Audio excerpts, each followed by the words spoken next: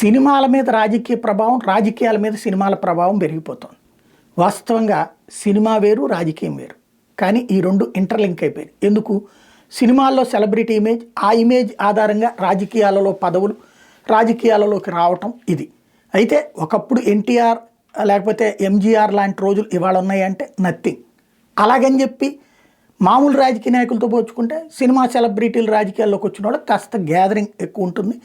ఓ రకంగా చెప్పాలంటే ఫ్రీగా జనం వస్తారు కాబట్టి వీళ్ళకు ఉండేటటువంటి ఇమేజ్ ఉంటుంది. అంత మాత్రాన అర్జెంటుగా తీసుకొచ్చేసి పదవులు ఇచ్చేస్తారంటే 18 సీట్లకు పరిమితమైనటువంటి చిరంజీవి, అలాగే మొదటిసారి వితౌట్ ఎవరి పొత్తు లేకుండా వెళ్తే దెబ్బతిన్నటువంటి పవన్ కళ్యాణ్ కలిసిన తర్వాతనే సాధ్యమైన రాజకీయం నేర్పేటటువంటి అంశం. అయితే ఇప్పుడు వీళ్ళ వివాదాలు సినిమాలని శాసిస్తున్నాయి. సినిమాల వివాదాలు రాజకీయాలకు ప్రభావం ఏం కాదు. సినిమాలలో వచ్చిన వివాదాల వల్ల రాజకీయానికి ఏం కాదు, కానీ రాజకీయాల్లో వచ్చిన వివాదాలు సినిమాల మీద ఇంపాక్ట్ చూపెడుతున్నటువంటి పరిస్థితి.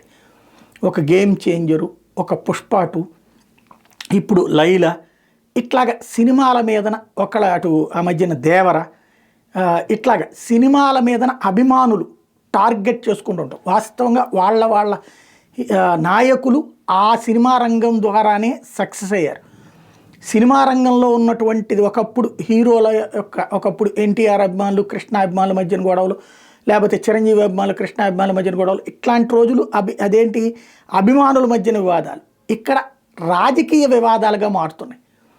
ఇది సినిమాని వేరుగా రాజకీయాలని వేరుగా చూడాలి అంటే సినిమా వేదికల మీద రాజకీయాలు మాట్లాడకూడదు. అలాగే రాజకీయాలలో ఉండేటటువంటి సినిమా నటులు రాజకీయాలలో తమ సినిమా ప్రస్థానాన్ని పక్కన పెట్టి మాట్లాడుకోవడం బెటర్.